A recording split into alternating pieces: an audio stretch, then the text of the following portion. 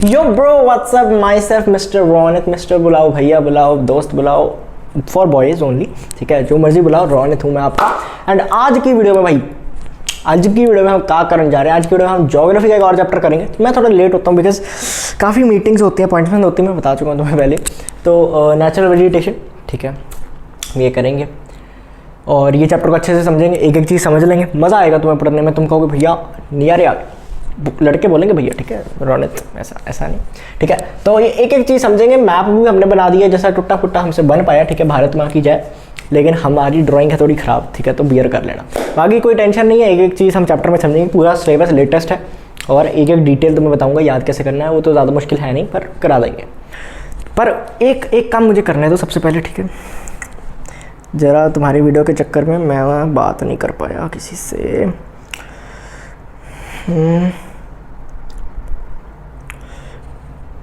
मैं तो समझा था तुम हो तो क्या मांगू, मेरी जिंदगी में मेरी आस तुम हो। मिस यू यार, मिस। सही है, नाम तो नहीं लिया ना मैंने बोलते हुए, ठीक है। तो सबको भेज दें फिर, 1 2 3 4 5 6 7 8 9 सेंड, लव यू, डन। आज हम पढ़ेंगे भाई तुम्हारा ये चैप्टर, ये ज़रा बेटेक करना पड़ता है, ठीक है, थोड़ा बातचीत ख़राब हो गई थी सबके साथ ही, तो हम पढ़ेंगे, ठीक है। आज ये चीज़ हम पढ़ेंगे, नेचुरल वेजिटेशन चैप्टर तुम्हारा मस्त तरीके से पढ़ेंगे, ठीक है। अब एक जिम्मेदारी कम हो गई, अब तुम्हारी जिम्मेदारी उठाते हैं और पढ़ते हैं। तो सबसे पहले नेचुरल वेजिटेशन, नेचुरल क्या होता है? नेचुरल होता है जिसमें इंसानों का हाथ हुस रहा हो, ठीक है। हम नेचुरल नहीं है क्योंकि हम इंसान से ही बने, ठीक है, हाथ वगैरह सब कुछ इंसान का ही था जिससे हम बने, ठीक है। तो क्या हुआ कि नेचुरल एक ये हो गया, और वेजिटेशन, वेजिटेशन क्या होता है भाई? वेजिटेशन सिंपली यहाँ पे मैंने लिखा है अनडिस्टर्ब्ड, ये तो हो गया नेचुरल, अनडिस्टर्ब्ड। प्लांट कवर, जो धरती है, ज़मीन है, जो सॉइल रिसोर्सेज हमने लास्ट चैप्टर में पढ़ा था, उसके ऊपर जो कुछ तो होगा ना, ऐसी थोड़ी सिर्फ एक परत पड़ी है, नहीं, उसके ऊपर कुछ तो है। क्या है? प्लांट्स है। तो जो प्लांट का कवर है उसे वेजिटेशन बोलते हैं, ठीक है। सिर्फ वेजिटेशन, प्लांट का कवर है, ठीक है, ऑन द अर्थ एटमॉस्फेयर नहीं, सरफेस, ठीक है, ये हो गया नेचुरल अनडिस्टर्ब्ड। तो अनडिस्टर्ब्ड प्लांट कवर जो है उसे नेचुरल वेजिटेशन बोलते हैं। 2 टर्म्स और हैं, ठीक है, फ्लोरा एंड फौना हमने पढ़ा हुआ है। तो उसमें फौना जो होता है वो तो चलो वो होता है कि जानवर वगैरह।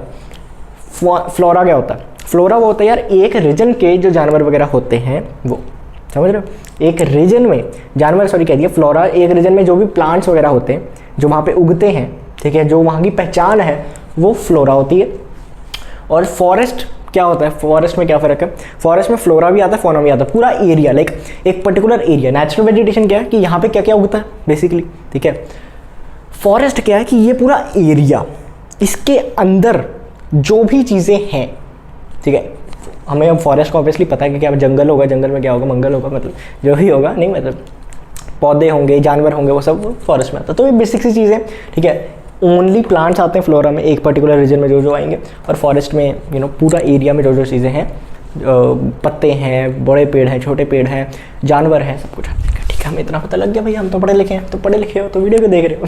एनीवेज, ठीक है, अब ये तो हमें पता था। अब इंपॉर्टेंस क्या है इन सब चीज़ की? देखो ज़्यादा इंपॉर्टेंट है नहीं, अपनी मन से कुछ भी बना सकते हो, लेकिन टेक्निकल शब्दों की अगर बात करें, क्या टेक्निकल, रौनक की तरह तुम्हें टेक्निकल बनना है तो कैसे चलेगा? देखो बारे 4 तरीके हैं, 4 तरीके तुम्हारे यहाँ पे लिख रखे हैं, इसको देखो ना देखो, क्या पता तुम्हें खुद ही है, बस ये शब्द लिखने वाले, समझने वाले हैं। सबसे पहले प्रोडक्टिव फंक्शन, क्या क्या इंपॉर्टेंस है, क्या क्या इसकी इंपॉर्टेंस है, क्या क्या फंक्शन है। कोई चीज़ की इंपॉर्टेंस तब होती है जब वो तुम्हारा कोई काम करे।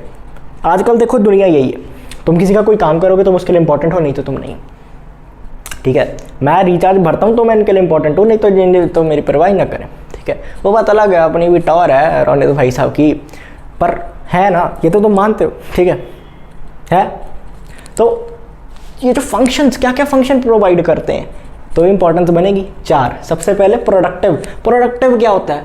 तुम सबसे मेन प्रोडक्ट, क्या प्रोडक्टिव से प्रोडक्ट निकाल लो। हम नेचुरल वेजिटेशन से क्या क्या प्रोडक्ट निकाल रहे हैं, ठीक है, वुड, लकड़ी, बैम्बू, ठीक है, ऐसे और भी एग्जांपल्स है, लेकिन इनके बारे में तुम लिख सकते हो। वुड से क्या क्या कर रहे हो, वुड से तुम क्या कर रहे हो, वुड से लाखों चीज़ें बना रहे हो, कुछ भी लिख देना, फर्नीचर, ये वो, ठीक है। बैम्बू से भी बहुत काम कर रहे हैं। एक तो नेचुरली यूज़ होता है फूड मतलब वगैरह में, और जनरली क्या कहते हैं, नदी, क्या नदी नहीं बनानी, जो नदी में चलने वाली तैरने वाली जो वो होती है शिप टाइप, शिप नहीं बोलते उसे बोलते बोट, तो उसमें भी कहीं यूज़ होता है, ठीक है। बेसिकली ये सब चीज़ें। अब प्रोडक्टिव में तो प्रोडक्ट निकाल लिया हमने, अब भैया प्रोटेक्टिव भी होती है एक चीज़, प्रोडक्ट बना लिया, अब अपने आप को प्रोटेक्ट भी करती है वो। हमें कैसे प्रोटेक्ट करती है हमें वाटर फ्लो से। वाटर फ्लो क्या हो गया, पानी आ रहा है, पानी बह गया, मैंने क्या कहा था कि सॉइल हेल्प्स, ठीक है, कि फ्लड आने से रोकती है, लेकिन सिर्फ सॉइल नहीं कर सकती उसे, थोड़ा बहुत रिटर्न करेगी, लेकिन वो पानी नीचे कितनी देर तक रहेगा, ठीक है। कोई ऑब्जॉर्व करने वाला भी, सॉइल से भी कोई एब्जॉर्व करने वाला होना चाहिए, तो वो होते पेड़।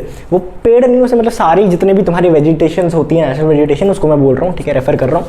तो प्रोटेक्टिव फंक्शन में वाटर फ्लो तुम्हारा आता है कि वाटर फ्लो को समझाती है, संभाल लेती है, अच्छे से संभाल लेती है। मतलब कैसे संभाल लेती है मतलब कि बहुत ऐसे बहरा होगा तो सॉइल एब्जॉर्व करेगी, सॉइल इतना एब्जॉर्व कर नहीं पाएगी, एक टाइम के बाद तो रुक जाएगी, लेकिन और ज़्यादा करती रहे। इससे क्या होता है कि जो रूट्स हैं ऑफ प्लांट्स वो सॉइल से एब्जॉर्ब कर लेते हैं, तो वो फिर पेड़ में चला गया, सॉइल खाली हो गया, और तो फ्लड काफ़ी हद तक रुक जाते हैं। ऐसी काफ़ी चीज़ें होती है, वाटर फ्लो कंट्रोल कर लेती है। तीसरी चीज़ रेगुलेटरी फंक्शन, रेगुलेटरी, अगर ये ना हो तो दुनिया खत्म है, ठीक है। CO2 कार्बन डाइऑक्साइड लेती है, ऑक्सीजन ले रही है, वापस बाहर छोड़ रही है, तो इससे क्या हो रहा है, रेगुलेट कर रही है। और ये ना कि रेगुलेट बार बार करते रहो, रेगुलेट करते रहो कि एक ऑप्टिमम दोनों का मिक्सचर रहे, ठीक है। ऐसा तो है नहीं कि पूरा ही ऑक्सीजन हो जाएगी, ऐसा भी नहीं होगा, ऑब्वियसली पॉपुलेशन ज़्यादा है, लेकिन एक ऑप्टिमम रहे, वो रेगुलेट कर रही है, तो ये भी एक उनका फंक्शन है।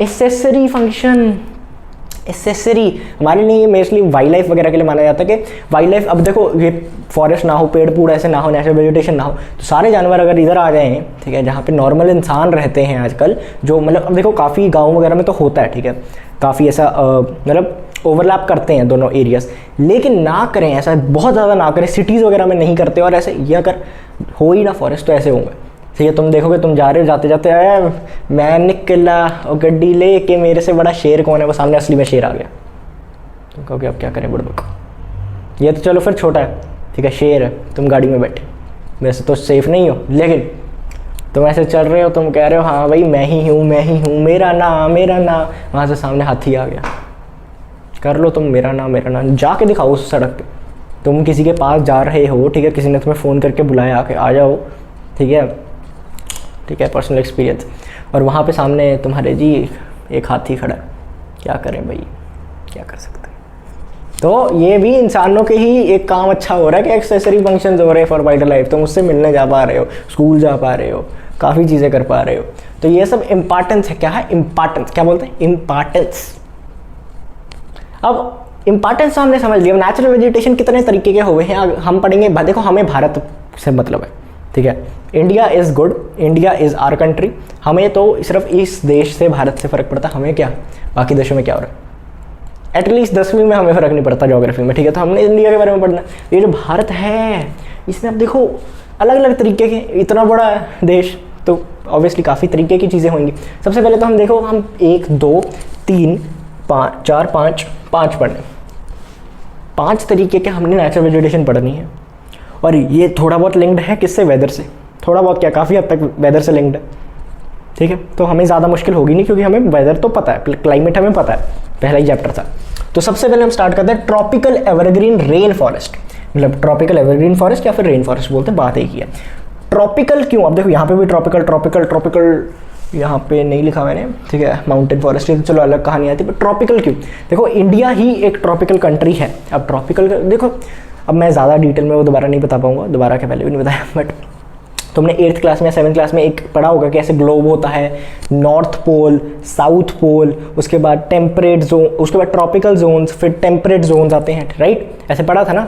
अच्छा, ये temperate, tropical, north pole, south pole, ऐसा एक डायग्राम बनाई थी, कुछ किया था ना। 23.5 डिग्री पे कट होता है, 90 डिग्री पे वो आता है, 90 डिग्री पे वो क्या है, तो उसमें इंडिया जहाँ पे लाई करता है लैटिट्यूड एंड लॉन्गिट्यूड के हिसाब से वो ट्रॉपिकल है, बस ये मतलब है। ट्रॉपिकल एक रीजन का नाम है ग्लोब में, बस। लोगों ट्रॉपिकल क्या होता है, ट्रॉपिक ऑफ कैप्रिकॉर्न का मतलब ट्रॉपिक, हाँ वो भी एक इमेजिनरी लाइन उसी जगह से कट करती है, तो उस तरीके से भी समझ सकते हो, ठीक है। तो ट्रॉपिकल ये हो गया। अब मैं ट्रॉपिकल बार बार नहीं समझाऊंगा। एवरग्रीन मतलब सदा हरा भरा रहेगा, ठीक है। जिंदाबाद जिंदाबाद है मोहब्बत नहीं, ये तो कोई और गाना हो गया, बात, ठीक है। तो एवरग्रीन हमेशा सदा ही हरा भरा, सदा ही हरा भरा। रेन, अब देखो हमेशा हरा भरा कैसे रहेगा, इतना पानी होना चाहिए, उसके बाद पानी होना चाहिए, देखो प्लांट्स के पास वो हरा भरा रहेंगे। तो रेन, जहाँ पे हरा भरा रहेगा वहाँ पे बहुत ज़्यादा बारिश होगी, बहुत ज़्यादा बारिश होगी मतलब हरा भरा रहेगा। तो ये दोनों एक दूसरे के नाम है। अब कितनी बारिश होनी चाहिए, देखो 200 सेंटीमीटर से ज़्यादा, 200 सेंटीमीटर से ज़्यादा बारिश होनी चाहिए एवरेज।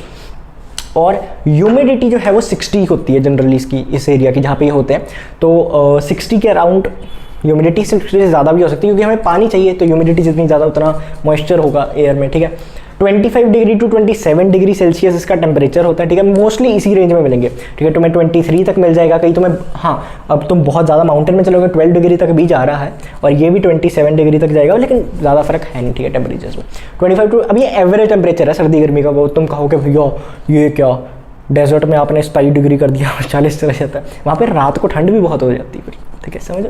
तो 25 टू 27 डिग्री। अब लग्जूरियस मल्टी लेयर्ड, मतलब इस इतना घना जंगल है ना, तुम्हें सब कुछ मिलेगा, सब कुछ इन द सेंस जो तुम्हें प्लांट चाहिए, जो कुछ चाहिए मिलेगा, पर बहुत घना होता है, ठीक है। इंडिया में ऐसा बहुत घने हैं, लेकिन अगर तुम अमेजोन फॉरेस्ट में देखो वहाँ पे तो लोग अभी अंदर ही नहीं जा पाए। ह्यूमैनिटी, सोचो ग्लोब में भी ऐसी एक जगह है, हम मून पे पहुँच गए हैं, हम सन के पास जा रहे हैं, एंड काफ़ी ऐसे मार्स तक जाए हैं, तो लेकिन ह्यूमैनिटी अभी तक अमेजोन फॉरेस्ट को अच्छे से पार नहीं कर पाई। क्यों नहीं कर पाई? क्योंकि वहाँ पे अंदर इतना घना, वहाँ पे लाइट ही नहीं है। तुमको भाई लाइट क्या, गड्डी डाल देंगे बीच में, अपनी थार डाल देंगे, कौन कार रोक लेगा? थार डाल दोगे, नीचे पानी है, पानी इन द सेंस बहुत मार्शी एरिया, बहुत ऐसा दलदल टाइप एरिया है काफ़ी बीच में, तो गाड़ी तो तुम्हारी ढस गई, तुम क्या करोगे? अंदर लाइट ही नहीं आती, रोशनी है नहीं, तुम्हारी ट्यूबलाइट बीच में दब गई है, कि निकलोगे कैसे? और इतने जानवर वगैरह होंगे तो खतरा बहुत है, ठीक है। तो मैन वर्सेस वाइल्ड करना है तो चले जाना कभी, मतलब तुम्हारी मर्जी है। तो लग्जूरियस तो है, ठीक है, मतलब बहुत ज़्यादा अंदर घना कुछ मिलेगा तुम्हें। मल्टी लेयर्ड, एक पेड़ उसके ऊपर, एक पेड़ उसके ऊपर, बहुत ऊंचे पेड़, बहुत, एक पेड़ होगा उसके ऊपर ही दूसरा पेड़ होगा, और काफ़ी ऐसे पैरासाइट्स वगैरह होते हैं, तुम्हें मतलब हर चीज़ मिलेगी तुम्हें यहाँ पे, ठीक है। तो मल्टी लेयर्ड होंगे, और हाइट 60 मीटर, इतने ऊंचे पेड़, 60 मीटर, बहुत ज़्यादा हाइट होती है, ठीक है। अब यहाँ पे तो मैं मतलब तुम्हें कैसे ही दिखाऊंगा, पर तुम समझ रहे हो ना ये कितने मीटर का है, मुझे याद नहीं, ठीक है, इंचेस में याद है वो मुझे कैलकुलेट करना भूल गया, ठीक है। एनीवेज हाइट 60 मीटर के पास होती है, और जो हर्ब्स होते हैं यहाँ पे हर्ब्स ग्रो नहीं करते। तुमको भी ये सब कुछ मिलेगा तो हर्ब्स क्यों नहीं मिलेंगे? हर्ब्स, श्रब्स और ग्रास को क्या होता है, बहुत छोटे छोटे पेड़, हर्ब्स एंड श्रब्स बहुत छोटे पेड़ होते हैं, और जो ग्रास होती है वो तो बिल्कुल ही मतलब लेयर ही बिल्कुल नीचे हो गई ना, तो वो यहाँ पे नहीं होती। तुमको भैया सब कुछ है, ये क्यों नहीं है? क्योंकि देखो मैंने क्या कहा कि यहाँ पे लाइट ही नहीं आती, बहुत कम लाइट आती, क्योंकि इतने ऊंचे ऊंचे पेड़ है, सारी लाइट वो ले जाते हैं, तो नीचे शेडो आती है, सिर्फ शेडो रहती है। तो वहाँ पे नीचे जब लाइट ही नहीं आएगी तो फोटोसिंथेसिस ही नहीं होगा, तो मर जाएंगे, या होंगे ही नहीं, पैदा ही नहीं हो पाएंगे। तो जो ये ग्रास वगैरह ये वहाँ पे नहीं होती, ठीक है। तो एक चीज़ है ऑब्वियसली। ड्यू टू कैनोपी, अब कैनोपी बोलते हैं वही जो बहुत ज़्यादा शेड पड़ जाए ना बड़े बड़े पेड़ों की, तो उसे कैनोपी बोलते हैं। अब ग्रीन होते हैं, हरा भरा रहता है, क्योंकि पत्ते नहीं झड़ते। पत्ते क्यों झड़ेंगे वो मैं आगे बताऊंगा तुम्हें, पर इसमें पत्ते नहीं झड़ते। प्लांट्स अपने पत्ते क्यों शेड करते हैं, मेन रीज़न उसका क्या है? वैसे तो काफ़ी रीज़न, मेन रीज़न है वो पानी, ठीक है, मैं बताता हूँ। अब इसमें क्या क्या है, एक तो रोजवुड है, ये 2-3 चीज़ें होती हैं जो समझने वाली होती है, बाकी 1-2 याद करने वाली हो। हाई इकोनॉमिक वैल्यू के होते हैं पहले तो, मतलब इससे जो चीज़ निकलेगी वो काफ़ी हाई वैल्यू की होगी। हाई वैल्यू मतलब इकोनॉमिकली पैसा मिलता है, उसका पैसा मिलता है। क्या मिलता है? पैसा मिलता है। फर्नीचर बना सकते हो इसमें, क्योंकि फर्नीचर बहुत हार्डवुड से बनता है, तो इसमें लंबे पेड़, अच्छे पेड़, हार्डवुड, ठीक है। क्या क्या होते हैं? रोजवुड, इबोनी, टून और माहोगानी। रोजवुड सबसे इंपॉर्टेंट है, इसे याद रखना, ये तो पूछता ही है, ठीक है, एमसीक्यू में भी आ सकता है। लेकिन मतलब ऐसे तो हज़ारों लिखे हो, ऐसे तो मतलब 6-7 लिखे हो सकते हैं, बट तुम्हें पहले 3-4 याद कर लेने, और एमसीक्यू के तौर पे बस तुम्हें एक बार पता होना चाहिए कि अच्छा ऐसे ऐसे ये रीडिंग मार जाना। याद करने के लिए 2-3 बहुत है, बहुत ज़्यादा, ठीक है। रोजवुड, ट्रॉपिकल एवरग्रीन, रोजवुड, रोज़ दे रहे हैं जी, रोज़ दे रहे हैं। क्या मतलब इसका? कि जो तुम एक रोज़ जो फ्लावर होता है वो उसका तुम क्या करोगे? रोज़। अब लड़कियां जो होती हैं उनको बहुत सारे प्रपोजल वगैरह रहते हैं, तो उनको जो रोज़ है, रोजेस मिलते हैं, रोजेस मिलते हैं, और घने जंगल है, मतलब इतने ज़्यादा कंपटीशन है, कंपटीशन ही बहुत है लड़कियों, मतलब लड़कियां तो हैं उनके लिए बहुत कंपटीशन, समझ रहे? तो रोज़ देने के लिए कंपटीशन बहुत है, कंपटीशन मतलब डेंस बहुत है, डेंस मतलब एवरग्रीन फॉरेस्ट, ठीक है। तो एक चीज़ है।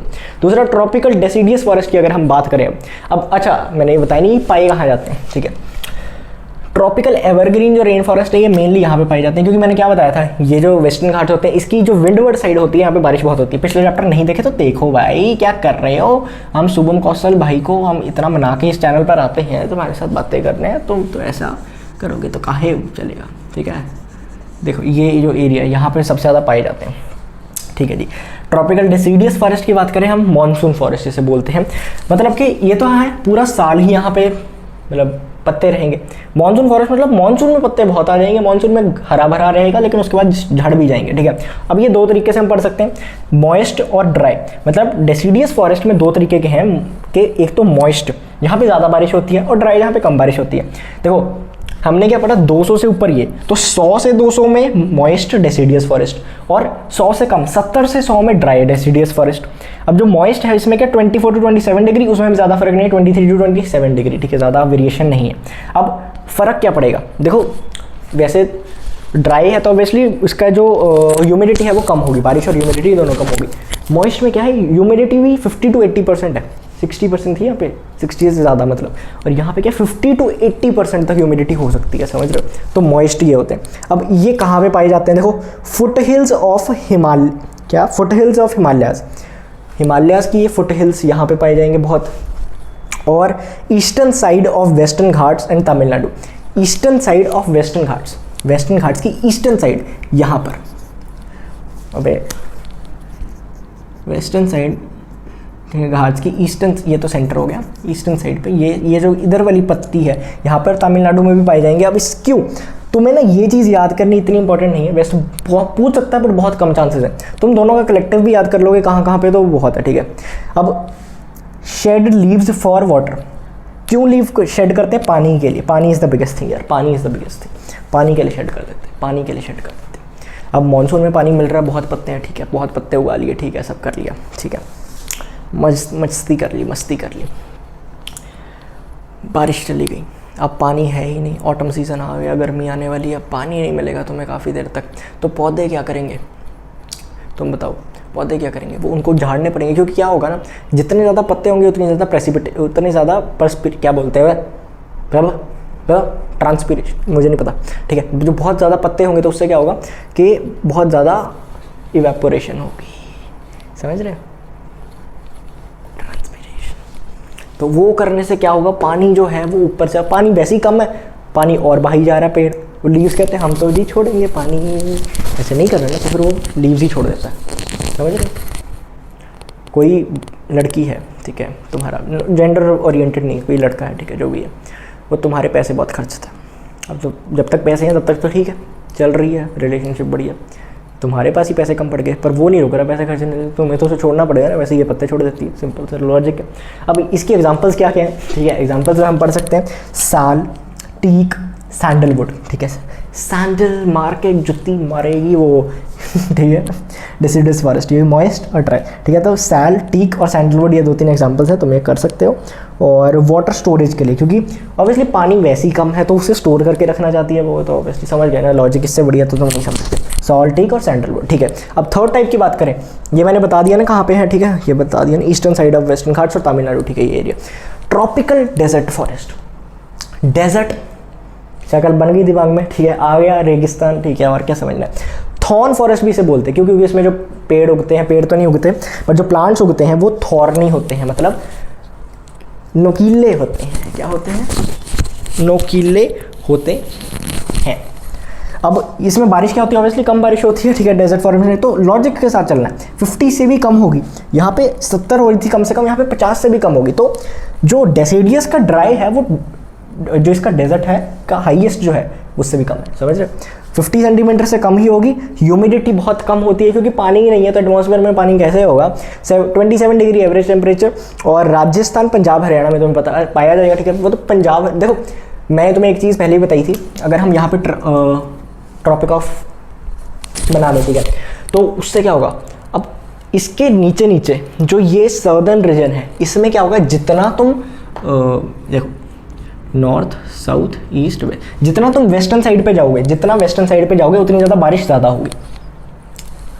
ऊपर नॉर्दर्न हेमिस्फीयर में जितना तुम नॉर्दर्न साइड पे, जितना तुम वेस्टर्न साइड पे जाओगे उतनी ज़्यादा बारिश कम होगी, उतना डेजर्ट बनेगा, ठीक है। तो जो इंडिया का ये रीजन है सबसे इधर, ठीक है, राजस्थान वगैरह में यहाँ पे डेजर्ट है जी, यहाँ पे डेजर्ट शुरू हो जाता है। पंजाब का बहुत छोटा सा रीजन, और साथ में यहाँ पे क्या हरियाणा वगैरह, तो desert in the sense not के रेगिस्तान, वो ज़रूरी नहीं है वो, बट बारिश कम होती है, ठीक ठीक है। तो ठीक है, राजस्थान तुम बना सकते हो, ठीक है, तुम्हें पता है कहाँ पे होता है। अब ये क्या है, यहाँ पे जो पौधे उगते हैं उसे हम बोलते हैं जीरोफिटिक वेजिटेशन, जीरोफाइट से बोलते हैं और जीरोफिटिक वेजिटेशन बोलते हैं। जीरोफिटिक मतलब लीव्स बहुत कम होते हैं, और जीरोफिटिक होता है। ये क्या है, इसकी क्या क्या खासियत है, जीरोफिटिक का कैसे पता लगेगा, ये आता है एमसीक्यू में। जीरोफिटिक क्या क्या होता है, एक तो डीप रूट्स होती हैं, क्योंकि पानी सरफेस पे है ही नहीं, बहुत डीप जाके उसे पानी ढूंढना पड़ता है सर्वाइवल के लिए। और स्मॉल होते हैं, स्टंटेड होते हैं, ठीक है, बहुत ऐसे छोटी हाइट के होंगे, ज़्यादा बड़े हो नहीं पाएंगे, ऑब्वियसली न्यूट्रिशन कम मिला वगैरह सब चीज़ें। और स्पाइंस, अब जो इसके लीव्स होते हैं, ठीक है, वो स्पाइंस बन जाती हैं।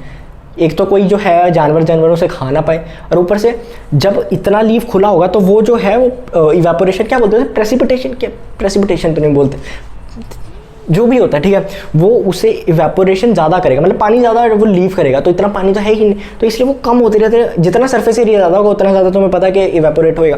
तो इसलिए क्या होता है, ऐसे ऐसे ऐसे ऐसे ऐसे बंद कर देते, ऐसे बंद करते करते इतना नुकीला हो जाता है, इतना बड़ा जो लीव है वो इतना छोटे छोटे हो रहा है, इतना नुकीला बन जाता है, ठीक है, तो वो थॉर्न बन जाते हैं। इसके लिए ये चीज़ होती है। इसके एग्जाम्पल्स क्या है, बबूल, बोया पेड़ बबूल का, आम कहाँ से हुए, ठीक है जी। और नीम के पत्ते तुमने देखा होगा, मतलब उगते तो हम नॉर्मली भी उगा सकते हैं, बट जनरली वहाँ भी उगते हैं और काम भी आते हैं काफ़ी, ठीक है। डेट पाम, ठीक है, डेट बोले नहीं, डेट खाने वाले खजूर, डेट। कैक्टी तो सबसे पहला सबसे फेमस है, ठीक है जी। तो इसमें इकोनॉमिक जो वैल्यू होती है वो भी तुम यही कर सकते हो कि डेट काफ़ी बिकते हैं, बेर खाने वाले होते हैं तो वो वहाँ पे उग जाते हैं, तो ये सब चीज़ें। फोर्थ की हम बात करें तो इसके 3 नाम है, ठीक है। माउंटेन से तुम, ठीक है, जानते ही होगे, ठीक है, माउंटेन अच्छा बाद में, लिटोरल, मैंग्रोव्स और टाइडल फॉरेस्ट, 3 नाम है, मतलब लोगों का सेम है। टाइडल फॉरेस्ट क्या होता है, देखो वेट मार्शी एरिया में पाया जाता है। अच्छा, वेट मार्शी एरिया ब्रैकेट में वेट, ये लिखा है किसी पढ़े लिखे बंदे ने, रोनित ने, ठीक है, वेट मार्शी एरिया ब्रैकेट में वेट, तो ये वेट होंगे, ठीक है, तुम्हें पता है, पानी के आसपास पाए जाते हैं। अब जो ट्रॉपिकल डेजर्ट फॉरेस्ट है, मैंने जगह बता दी, ये कहाँ पे पाए जाते हैं, देखो ये सिंपली पाए जाएंगे इस एरिया में, ये तो थोड़ा नीचे हो गया, ठीक है, एक सेकेंड, ये बहुत ज़्यादा हद तक ना पाए कहाँ जाते हैं, देखो चीज़ कहाँ पड़ जाती है, दिक्कत कहाँ पड़ जाती है कि जो ये समा है ना, ये यहाँ पर क्या होता है, देखो यहाँ पे क्या होगा, जहाँ पे बे ऑफ बंगाल है और जहाँ पे ये बड़ी बड़ी रिवर्स आ रही हैं, उन रिवर्स के आने पे बिल्कुल मतलब यहाँ पे ये जो है यहाँ पे होता है ये सब चीज़ें। अब इसमें क्या क्या है मैं तुम्हें बताता हूँ, समझना कैसे। देखो वेट मार्शी एरिया होगा और डेल्टाज ऑफ रिवर्स, जो बड़ी बड़ी रिवर्स आ रही हैं उनका डेल्टा होता है। डेल्टा क्या होता है, अब जगह नहीं है, ठीक है, ये कोई रिवर आ रही है, अब वो यहाँ पे समुद्र है या फिर बे ऑफ बंगाल वगैरह कुछ भी है, तो यहाँ पे आने से पहले ना ये काफ़ी ऐसे खुल जाती है और यहाँ पे ऐसे सिल्ट बन जाते हैं। तो ये जो डिस्ट्रीब्यूट हो रही है, ठीक है, अलग अलग पाथ में, एक बड़ी रिवर आ रही है पहाड़ के नीचे ऐसे सीधी और ऐसे डिस्ट्रीब्यूट हो रही है, आधी बांट गई या 3-4 हिस्सों में बढ़ी, जहाँ से वो बढ़ती है उसे बोलते हैं हम डेल्टा। अब ये क्यों होता है, क्योंकि वहाँ पे सिल्ट जमा हो जाता है, काफ़ी चीज़ें हो जाती हैं, सॉलिड बन जाता है, ठीक है, वो एक चीज़ है, बट उस टेक्निकलिटीज़ में नहीं जाते। डेल्टा ऑफ रिवर से एवरग्रीन, अच्छा मैंने लाइट ही नहीं चलाई आज, दिन में बनाने के वो भी काफ़ी होता है। एवरग्रीन है, रूट्स अंडर वाटर होती हैं, जो रूट्स है ना वो पानी के अंदर होती हैं, ऊपर भी आ जाती है कभी कभी, ठीक है, पानी कम हो तो, लेकिन रूट्स जनरली नीचे होती है पानी के। और वैसे अगर बहुत ज़्यादा देर तक डैम्प एरिया में कोई रूट्स रहे तो वो मुरझा जाता है पेड़ और ख़त्म हो जाता है, लेकिन इस केस में ऐसा नहीं होता, पानी में रूट्स रहती हैं और सही रहती है, क्योंकि पानी के अंदर वो रूट्स ब्रीथ कर सकती हैं। जी हाँ, पानी के अंदर रूट्स ब्रीथ कर सकते हैं, जिसे हम क्या बोलते हैं, ठीक है, तुम्हें लग रहा है मुझे पता नहीं है क्या बोलते हैं उसे, यहाँ पे मैंने स्पेलिंग लिखे, मुझे नहीं पता होगा, ठीक है, देखो PNE ठीक है, निमोनिया नहीं बोलते इसे, नीमेटोफोर, ठीक है, पी साइलेंट ही होता है जनरली, ठीक है, पी की इज्जत कमी होती है, नीमेटोफोर्स। और ये क्या क्या है, देखो इसमें सुंदरी ट्रीज होते हैं जिसे सुंदरबंस बोलते हैं। तो कोई पूछे सुंदरबंस कहाँ होते हैं, जो कि जनरली मैप में आ जाता है, तो सिर्फ मैंग्रोव की जगह पे लिख देना। और एमूर कियोरा, ठीक है, एमूर कियोरा, शिप बिल्डिंग वगैरह में ये सब काफ़ी काम आते हैं, ठीक है। अब तो मैं ये भी समझ आया। अब देखो ये सब चीज़ें हमने पढ़ी, अभी एक माउंटेन फॉरेस्ट पड़ा है, लेकिन माउंटेन फॉरेस्ट कहाँ पे पाया जाएगा हमें पता है, यहाँ पे माउंटेन्स में, ठीक है, यहाँ पे जनरली यहाँ पे पाया जाता है, ठीक है, जम्मू कश्मीर वगैरह, लद्दाख और मतलब ये पूरा एरिया तो माउंटेन फॉरेस्ट में पाया जाएगा। और कुछ जो डेसिडियस फॉरेस्ट है वो थोड़ा पेनिनसुलर एरिया में भी पाए जाते हैं, ठीक है। पेनिनसुला क्या होता है, डेल्टन एरिया, ठीक है, ये होता है बिल्कुल कोस्टल एरिया, ये होता है सेंटर का एरिया, जहाँ पे प्लेट्यू है ना तो उसे हम पेनिनसुलर इंडिया, ये पेनिनसुला बन रहा है यहाँ पे सेंटर में, इसे बोल देते हैं, ठीक है जनरल, ठीक है। अब माउंटेन फॉरेस्ट की हम बात करें तो इसमें इधर देखो 12 से 13 degree Celsius general temperature, 100+ centimetre बारिश होती है। 100 से कई बुक्स में 200 लिखा है, कहीं पे 300 लिखा है, तो 100+। 1000 से 4000 मीटर के एल्टीट्यूड पे पाए जाते हैं। देखो उससे कम इतना ज़्यादा ठंड होती नहीं है, ठीक है। माउंटेन तो बाकी भी उग सकते हैं। 4000 से ज़्यादा फिर स्नो वगैरह का लेवल आ जाता है, तो फिर समझ रहे हो, ठीक है। लैटिट्यूड एल्टीट्यूड होता है। हिमालयन रेंज, हिमालयन जोन में पाए जाते हैं, ठीक है, ऑब्वियसली, ठीक है, पहाड़ है।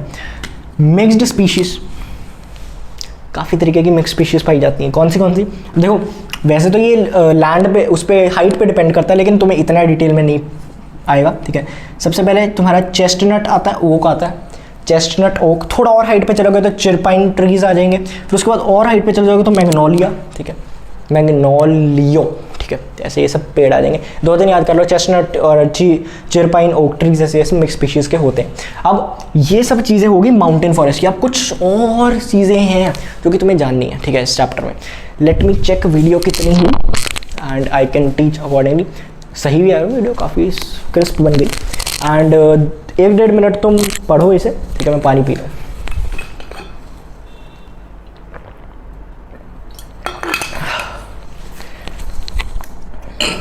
यप, तो स्क्रीनशॉट वगैरह ले लिया होगा, आई होप सो। नहीं लिया तो पीछे करके कर लेना, अगर तुमने लेना होगा, मैं कंपल्शन नहीं।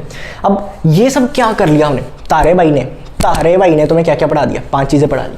सबसे पहले तो इंपॉर्टेंस पढ़ा दी, इनका डिफरेंस पढ़ा दिया, नेचुरल वेजिटेशन क्या होती है वो बता दी। 5 तरीके के तुम्हें ये जो टाइप्स हैं वेजिटेशन की ये पढ़ा दी। जितने भी जंगल वगैरह होते हैं तो वो सब पढ़ा दिया। लोकेशन वगैरह तुम्हें पता लग गई, समझ आ गई है एक एक चीज़। अब क्या नहीं समझ आया, एक चीज़ जो रह गई है वो है ये, और ये बहुत आसान है, मैं ना भी पढ़ाऊँ तुम लिख दोगे एग्जाम में, लेकिन अब हक फ़र्ज़ है जी पढ़ाना। ये रिप्लाई आया किसी का, ओह 5 रिप्लाईज, बाद में पढ़ता हूँ, पढ़ाना है, फोकस, ठीक है। तो सबसे क्या पढ़ते हैं, अब ये सब हमने पढ़ लिया। अब हम शुरू करते हैं यहाँ से। फॉरेस्ट और इन्वायरमेंट का एक कोरिलेशन है, ऑब्वियसली है, लेकिन हमें पढ़ना है। मैंने तुम्हें कहा ये तो तुम खुद भी लिख सकते हो, लेकिन एक बार देख लो। फॉरेस्ट और इन्वायरमेंट का एक रिलेशन है, कोरिलेशन है। क्या क्या, सबसे पहले तो मॉडरेटर्स ऑफ क्लाइमेट। जो फॉरेस्ट है वो क्लाइमेट का मॉडरेटर है। कैसे भैया जी, ह्यूमिडिटी ये डिसाइड करता है, डिसाइड इन सेंस काफ़ी वेरी कर सकता है, और जो ऐसी दिक्कतें हैं, चीज़ें हैं, वो डिसाइड ये कर सकता है, चेंज कर सकता है। वाटर का जो फ्लो है उसे कंट्रोल कर सकता है, ठीक है। तो ये सब में होता है। Role in carbon cycle, oxygen वगैरह की तो हमने बात ही नहीं करी। कार्बन डाइऑक्साइड को कैसे लेके आना है, कैसे छोड़ना है वगैरह, वो सब में काफ़ी इसका रोल है, ठीक है। कंट्रोल सॉइल इरोजन कंट्रोल करता है भाई, ऑब्वियसली पानी को कंट्रोल करेगा तो सॉइल इरोजन भी कंट्रोल करेगा। हम लास्ट चैप्टर में पढ़ा कैसे किया कि सॉइल को ऐसे ऊपर की परत जो वही होती है सॉइल, तो सॉइल बहा के ना ले जाए, ठीक है, वो दिक्कतें ना आए, सॉइल इरोड ना हो, मतलब एक जगह से ज़्यादा डिस्प्लेस ना हो, एटलीस्ट पानी की वजह से, तो वो ये कंट्रोल कर सकता है। हवा वगैरह भी कर सकता है। अब वहाँ पे पेड़ लगा दिया तो हवा उसके थ्रू नहीं जाएगी, मतलब जाएगी ऑब्वियसली, ठीक है, ऐसा नहीं होता बिल्कुल बंद हो जाएगी, लेकिन कंट्रोल हो जाएगी ना एक तरीके से, स्लो हो सकती है। बहुत ज़्यादा बड़ा पेड़ है तो हवा जा रही है तो स्लो होके जाएगी, बिकॉज उसके पत्तों के बीच में से करके निकलेगी, ठीक है। तो एक चीज़ होती है। अब ह्यूमस हमें प्रोवाइड करता है, ठीक है, ऑब्वियसली जो इसके डीके मैटर होता है वो जब सॉइल में गिरेगा उसके बाद ही वो डीकम्पोज होकर ह्यूमस वगैरह बनता है, तो वो सब चीज़ें होती हैं। अंडरग्राउंड वाटर को हेल्प करता है।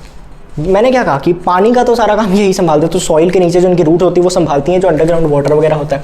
अब ये तो था नॉर्मल, ठीक है। कोरिलेशन क्या है, अगर डिफॉरेस्टेशन के बारे में पूछे कि क्या क्या वजहें हैं, डिफॉरेस्टेशन पता है ना तुम्हें, पेड़ काटना, उसकी वजह क्या क्या है, सिंपल ह्यूमन ग्रीड, और तुम ये नहीं लिख सकते, ठीक है, एक पॉइंट नहीं, तो उसमें हम अलग अलग चीज़ें बना देंगे। डिफॉरेस्टेशन में सबसे पहले पॉपुलेशन ग्रोथ, टिकाई नहीं है इंसानों को, ठीक है, कंट्रोल ही नहीं है अपने आप पे, बच्चे ही बच्चे, बच्चे ही बच्चे, बच्चे ही बच्चे। अब देखो मैं रौनक, गर्लफ्रेंड रखो, बच्चे क्यों रखना, मस्ती करो, सही सलाम, ठीक है, सही सलामत में, ठीक है। हमने लिखा ना प्रोटेक्टिव मेजर्स, तो रखो यार, ठीक है। डिफॉरेस्टेशन तो पॉपुलेशन ग्रोथ, ये गलती है, ठीक है। बहुत ज़्यादा पॉपुलेशन हो गया, अब कितने बच्चे जितने ज़्यादा होंगे, लोग जितने ज़्यादा होंगे, पॉपुलेशन ज़्यादा, जगह भी तो इतनी ज़्यादा चाहिए ना रहने के लिए, ऐसी थोड़ी चल जाएगा, तो फिर वो होना चाहिए। समझो सीरियस बात हो रही है यहाँ पे, मजाक नहीं हो रहा। तो पॉपुलेशन ग्रोथ। दूसरी चीज़ हम ओवरग्रेजिंग और पैस्टोरल लैंड। पैस्टोरल लैंड क्या होता है यार, कि जंगलों को काट के वहाँ पे घास उगा दी और बस ये कर दिया। अब इसके साथ ही ओवरग्रेजिंग रिलेटेड है। वहाँ पे क्यों करते लोग ऐसे, जनरली लोग एक तो एग्रीकल्चर करने के लिए वहाँ पे कुछ उगा लेंगे, ठीक है, छोटी छोटी क्रॉप्स वगैरह उगा लेंगे। दूसरा मैनमेड वेजिटेशन हो जाएगी वो। और दूसरी चीज़ क्या होगी कि जो चीज़ें हम करेंगे जो पैस्चर वगैरह करते हैं या फिर लाइक से जो काओ या फिर जो बकरी होती है, ऐसे जो भी जानवर होते हैं, ठीक है, डेयरी प्रोडक्ट्स वगैरह वाले, उनको वो घास खाते हैं, तो घास उगाएंगे तो भी खाएंगे ना, तो इसलिए ओवर ग्रेजिंग बहुत ज़्यादा कर लेंगे तो उससे भी दिक्कत हो जाएगी, ठीक है, क्योंकि उससे हमने लास्ट चैप्टर पढ़ा था सॉइल इरोजन वगैरह होगी तो उससे भी दिक्कतें होंगी। तीसरी डिमांड फॉर टिम्बर की डिमांड, टिम्बर और टिम्बर लाइक सब्सटेंसेस की बहुत डिमांड है, तो उसकी वजह से अब वो कैसे मिलेंगे, पेड़ काट के मिलेंगे ना, तो वो उस चीज़ के लिए पेड़ बहुत काटे जा रहे हैं, डिफॉरेस्टेशन बहुत हो रही है। ये करने से क्या असर पड़ रहा है उसे इफेक्ट्स बोलते हैं। क्या क्या इफेक्ट है, वही 4-5 लास्ट चैप्टर रिलेटेड ही है। जैसे मैंने कहा जो फॉरेस्ट की प्रोडक्टिविटी है वो कम हो जाएगी।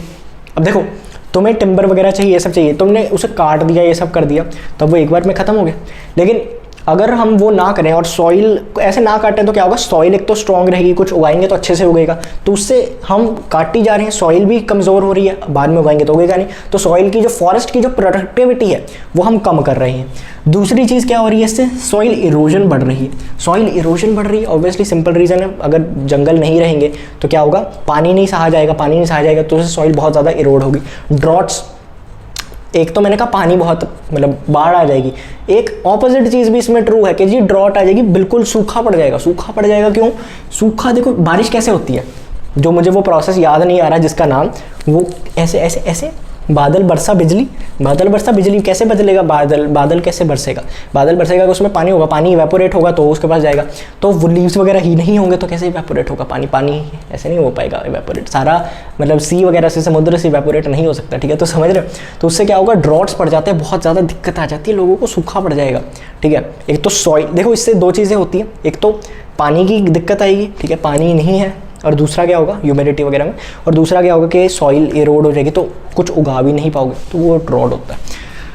बहुत ज़्यादा ग्रीन हाउस इफेक्ट बढ़ जाएगा, ठीक है, ग्रीन हाउस गैसेस हमें पता है। अब ऑब्वियसली जितना डिफॉरेस्टेशन करेंगे उतनी कार्बन डाइऑक्साइड बढ़ेगी एटमॉस्फेयर में, ऑक्सीजन इतनी नहीं बन पाएगी, तो उससे ग्रीन हाउस इफेक्ट बढ़ेगा, ठीक है, और हार्मफुल होता रहेगा। इसको बचाना कैसे, इसे कंजर्वेटिज्म बोलते हैं। क्या है, क्या है, क्यों है, उससे क्या हो रहा है और उसको बचाना कैसे है। चौथी चीज़ कंजर्वेटिज्म क्या है, सबसे ज़्यादा पहले तो फॉरेस्ट में जो एरिया है उसे बढ़ाओ, मतलब जितना अंडर जो लैंड है उसमें कितना एरिया पे फॉरेस्ट है प्रॉपर वो बढ़ाओ। एफॉरेस्टेशन करो। एफॉरेस्टेशन क्या होता है, एफॉरेस्टेशन होता है कि पेड़ उगाओ, जनरली पेड़ उगाओ generally. Stop falling tree, reforestation, अब इनमें बच्चों को डिफरेंस नहीं पता लगता। देखो रिफॉरेस्टेशन ये होता है जहाँ पे पेड़ काटे हैं वो वहाँ पे उगाओ, या फिर जितने पेड़ काटे हैं वो कहीं और जगह पे उससे एक पर्टिकुलर रेशो में लगाओ।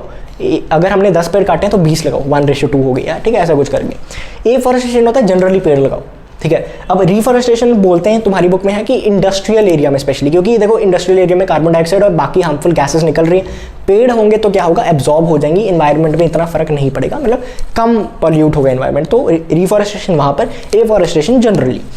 अल्टरनेटिव एनर्जी सोर्सेज ढूंढने पड़ेंगे, सारा टाइम हम डिपेंडेंट नहीं रह सकते वुड पे, पेड़ों पे, इन सब, तो हमें और चीज़ें ढूंढनी पड़ेंगी, ठीक है, क्योंकि अभी भी लोग करते हैं ना कि वुड को जलाकर एनर्जी प्रोड्यूस करें, उससे काफ़ी इफिशिएंट रिसोर्सेज हैं और अच्छे ढूंढने पड़ेंगे, ठीक है। Divide forest area, forest area को डिवाइड कर दो, ये एरिया पूरा रहने का, ये पूरा अभी काफ़ी ओवरलैपिंग है जैसे मैंने पहले कहा था, तो वो नहीं होना चाहिए।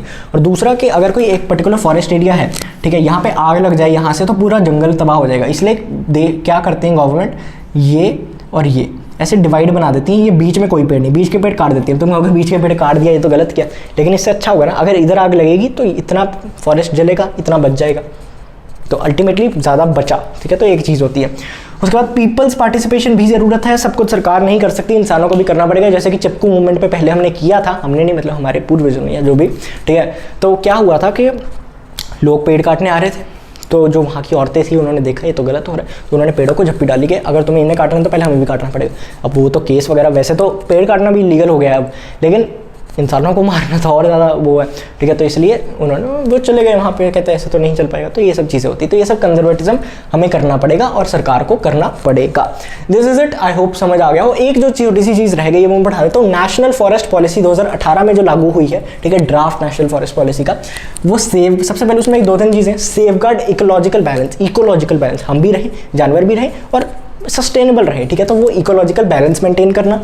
33% उस ड्राफ्ट कमेटी ने कहा कि यार 1/3 ऑफ द एरिया आना चाहिए अंडर फॉरेस्ट, मतलब अराउंड 33%, 33.3, ठीक है, और पहाड़ी एरिया में 2/3। अब तुम कहोगे ये क्यों, देखो नॉर्मल एरिया में 1/3 ठीक है समझ आ रहा है, पहाड़ी एरिया में 2/3 इसलिए क्योंकि वहाँ पर ज़्यादा बारिश होगी, और वहाँ पर ऐसा स्लैंटिंग होगा, तो बारिश हुई तो सीधा नीचे गिरेगा पानी नीचे गिरेगा, सॉइल नीचे गिरेगी, बहुत ज़्यादा इरोजन हो जाएगी, जो ऊपर मकान वगैरह बने हुए वो भी टूट जाएंगे। तो इतने मकान बनाओ ना, तो ज़्यादा पेड़ लगाओ, 2/3, ठीक है, ये एक चीज़ है। उसके बाद अब जोशीमठ वगैरह भी तो वही है ना, एक स्लैंटिंग एंड वो सब चीज़ें। अंडरग्राउंड वाटर रखना, अंडरग्राउंड वाटर हमने उसका अंडरग्राउंड वाटर कब बढ़ाना, क्योंकि बहुत डिप्लीट हो गया ना, तुमने देखा होगा स्पेशली पंजाब और हरियाणा वगैरह रीजन जहाँ पे एग्रीकल्चर ज़्यादा वहाँ पे होता ही है, तो बहुत ज़्यादा डाउन हो रहा है, उसका लेवल इंक्रीज़ करना एक ये होता है। और उसके साथ ही साथ सोशल फॉरेस्ट्री करना कि नॉर्मल हम लोग सोशल फॉरेस्ट्री करें, हम पेड़ लगाएं, हम कुछ चीज़ें करें, हम इंसेंटिव्स लें और उसका कुछ जो भी इससे क्या मतलब 2-3 पॉइंट्स हमें बताइए कि अगर हम ऐसे करते हैं, सोशल फॉरेस्ट्री में हिस्सा लेते हैं, क्योंकि सिर्फ एक जो बंदा बिठाया हुआ है फॉरेस्ट के बाहर उसका काम नहीं है इसको बचाना, आम जनता का भी काम है, सरकार का भी काम है। तो जो जनता है उसे इंसेंटिवाइज करने के लिए कि आप उसमें जो भी अगर आप करते हो इसमें पार्ट, तो फिर ठीक है जो भी वो फॉरेस्ट से कमाएंगे लोग या जो भी, ठीक है, तो उससे आपको थोड़ा शेयर मिल जाएगा जो भी चीज़ें। लेकिन इससे भी एक इंपॉर्टेंट चीज़ इसके बीच में आती है, वो होती है एग्रो फॉरेस्ट्री मतलब कि अगर आप किसान हो, एग्रीकल्चर करते हो, तो उसके साथ फॉरेस्ट्री करना। आपके पास एग्रीकल्चर की ज़मीन है, उसके आसपास पेड़ लगा दो, उससे क्या होगा, एक तो देखो जो विंड वगैरह है वो आपके सॉइल को डिस्ट्रीब्यूट, जो आपके क्रॉप है उसे ख़राब नहीं कर पाएगी, इट्स अ फ़ायदा।